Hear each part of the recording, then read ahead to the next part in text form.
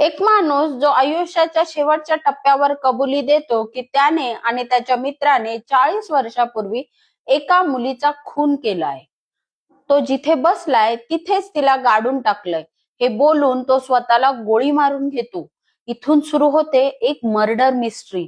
Hello, मी आहे प्रीती, म्हणजेच तुमची फिल्मी मिरची, आणि आज आपण बोलणार आहोत रेखाचित्रम या सस्पेन्स थ्रिलर मर्डर मिस्ट्री या सिनेमाबद्दल.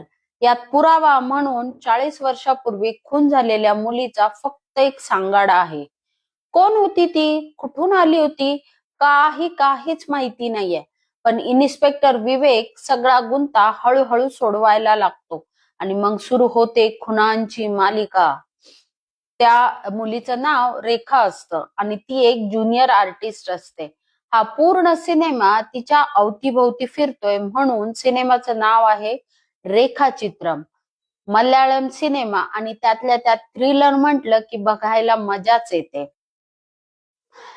हा सिनेमा तुम्ही नक्की बघा, तुम्हाला आवडेल. सोनी लिव्ह वर हिंदीमध्ये अवेलेबल आहे आणि याची हिंदी डबिंग ही चांगली आहे. तुम्हाला असेच युनिक सिनेमे बघायला आवडत असतील तर फिल्मी मिरची या माझ्या चॅनलला आत्ताच फॉलो करा. व्हिडिओ आवडला असेल तर लाईक करा, शेअर करा आणि सबस्क्राईब करा. चला मग भेटू नेक्स्ट व्हिडिओ मध्ये. Bye bye.